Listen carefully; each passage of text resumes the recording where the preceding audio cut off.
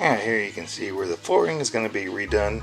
We've already gone through and ripped all there used to be carpeting just stuck down to the concrete. That's been removed. There will be more in the series with the walls and everything else coming in here. But for right now, we're working on just the flooring. You can see that we're putting plastic across the floor here just to give it a vapor barrier. This is just an entryway into the basement, so we're not too concerned about comfort or longevity of it. But this flooring here is actually removed from the kitchen project. So you can look at the video for that one. You can see the old flooring in the dining room is now going to be the flooring down here.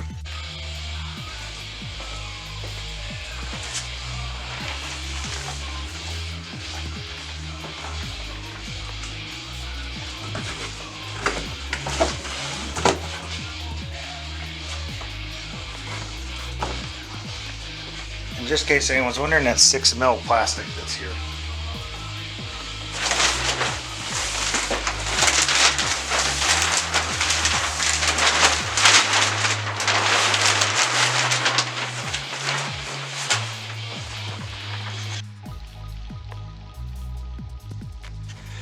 Yeah, I know this room's going to take more than one piece of plastic, but we're going to go as far as we have flooring because I have more plans for this room as far as walls and doors and door removal and such.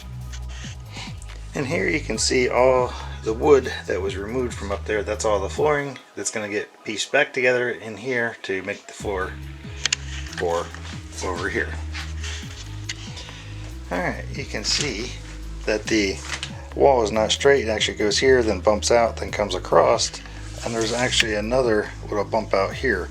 So what we're going to do is we're going to get this piece. We're going to basically scribe it to match that, and then cut this piece down to make a skinny one here, and we'll go with full pieces off of that.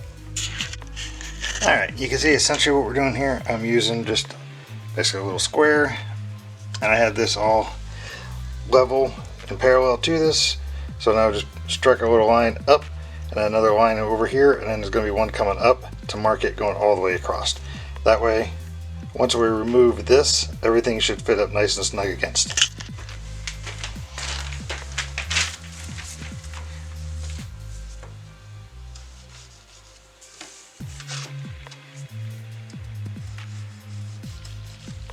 So we got 2 pencil marks. These can be erased later on. So now we can literally take their square, put it against, put it up against there. And now we know how far this one has to come out. Now we do the same over here. Put this one down. That's the same. And then from that point, we're going to scribe our line all the way across. Alright, you can see my 2 notches I put here. I did those on the miter saw, so that way I know where to stop. Now we're going to do the longer cut down, which I already have the distance between my fence and the blade already set, so now I just got to rip the board down.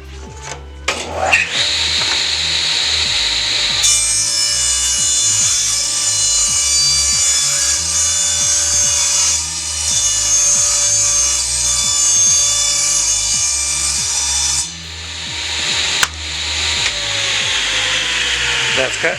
Now we'll set it and take out the last little notch. Alright, forgot to hit record, but you got the idea of how to take that little notch off. Alright, now we get to see how this little thing will fit in there.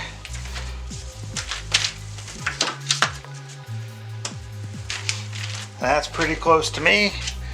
The only thing I can do is after everything's done, I'm going to be putting a little bit of caulking around the door to make sure it's sealed so no water gets underneath of it. Now, on to the next piece. And it's going to be just about the same process. Alright, forgot to bring you along when we cut this one, but I did get it cut. The same thing as the last one, using a square. Now we just got to put her in here and make sure she fits. She does. We'll put the 2 pieces together. Slap her in place. And you can see it's a pretty nice tight fit. I do plan on actually putting drywall over this, so it is going to cover up that little overlap. But I want to make sure I have enough gap around the wall because it is a floating floor, so it can breathe and move. Now it's got one little piece down here in the corner we have to get done. I'm just going to do that, and I'll bring you back when I start actually doing the rows. Okay, it's going to be hard to see, but those two pieces are actually not put together yet. So what I recommend for something like this is you want to have yourself a good bar, a mallet, and actually a tap block, which you can see I have down here. This tap block I've actually had for many years, so if you don't throw them out, you can reuse them over and over again. But essentially what you want to do, put your bar against the wall to hold it, and then you'll use your block and tap it in. Unfortunately, I gotta get in front of the camera to do it, so you won't be able to see it. So I'll show you afterwards. Alright, it's hard to see, but now you can see there is no seam where they went together. Let me try to focus a little better. There we go. And you can see where they would join together, but now that they've been tapped, there's no seam. Actually, I got to get this one in the back. You can see I didn't do that piece, but it'll be the same process. Alright, now that I got that one in, I'm just going to go get another full piece and start going across, and now it's going to go much quicker. Alright, so I got this seam in, and by tapping it back against with the wrecking bar in there, but now we got to do, get this seam taken care of. And it's basically the same process, but I'm going to be hammering this board that way down on that end, and that will push it up tight against the wall. So you want to put something in there as a spacer to keep it from getting too tight. And that's how I usually use the bar, so that way I can go ahead and tap this in. Hopefully it'll show.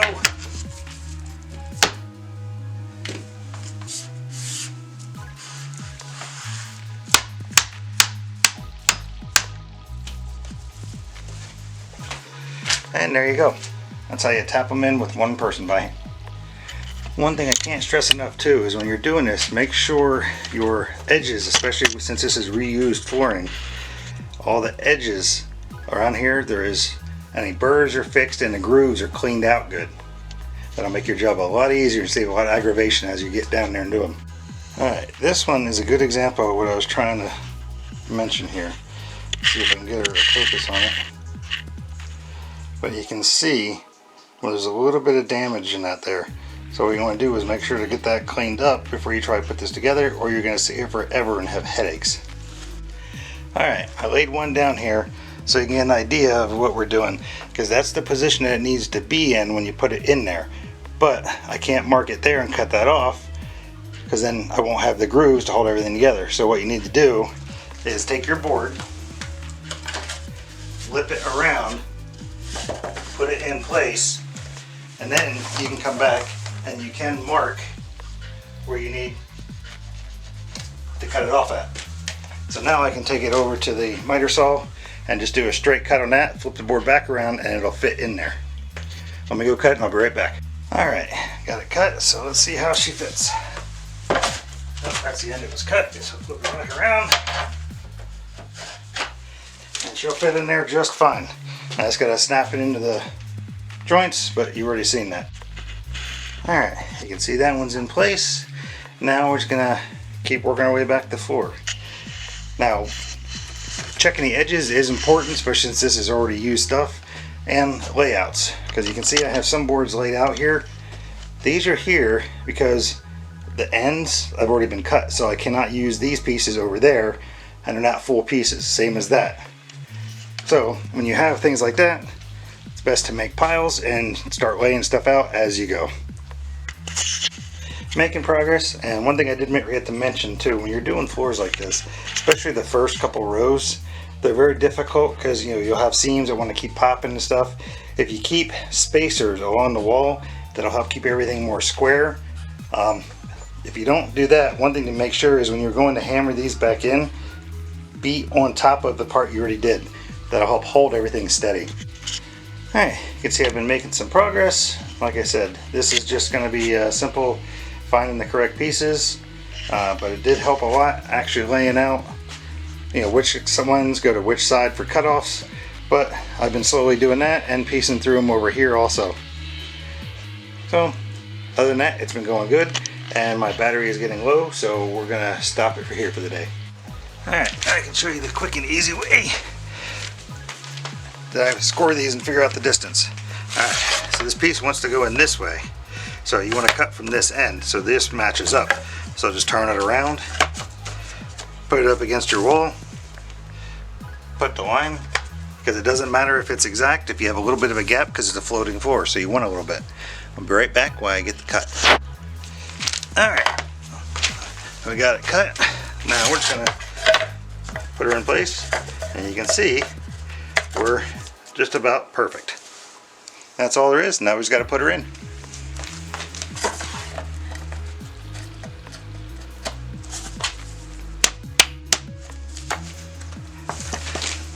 It's in that way. And get our bar, push her in.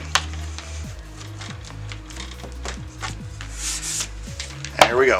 It's that easy. Alright, you can see the progress is being made.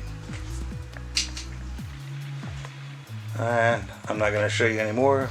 We'll wait till I get some more of the floor done and I'll be back. Alright, you can see we're moving right along.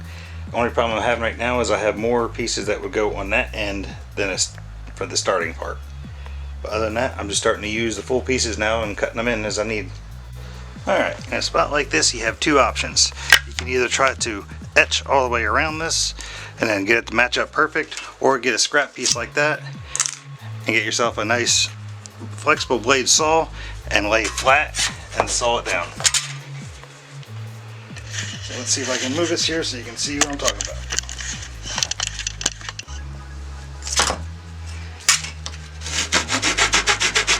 And the flexible part's nice because it keeps your fingers from dragging on the floor.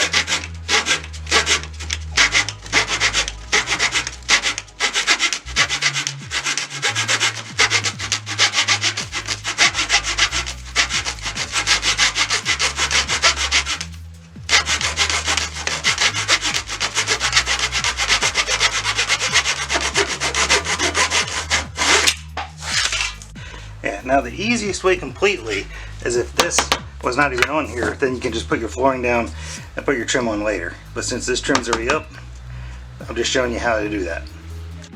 There, and now you can see how it turned out. So now I have that on there, and it looks pretty seamless to me. Now we gotta finish the rest of the floor.